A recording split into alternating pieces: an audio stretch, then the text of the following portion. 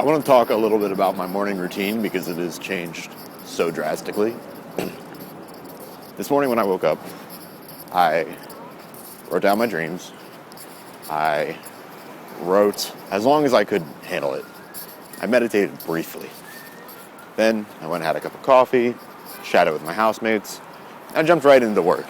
This is the part that's different because, I've been writing when I wake up and I've been having coffee and chatting with my roommates for a couple of years now.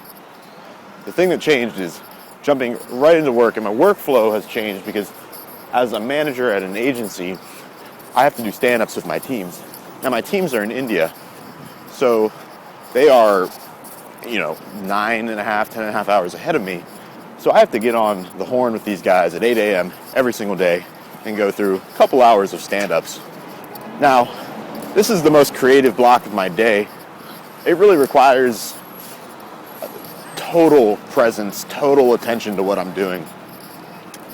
And what I want to tie in here is, last night I was rereading for probably the third or fourth time How to Win Friends and Influence People, which is an amazing book.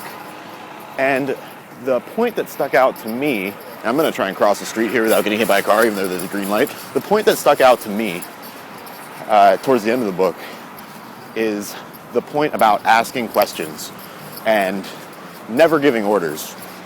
And I realized that asking questions is something that I've been trying to get better at for a long time. And to intentionally never give a direct order to people who are on your team or people who are really executing on the front lines, that's a really difficult thing to do. And it really requires a lot of humility. And it's something that I'm personally trying to work on.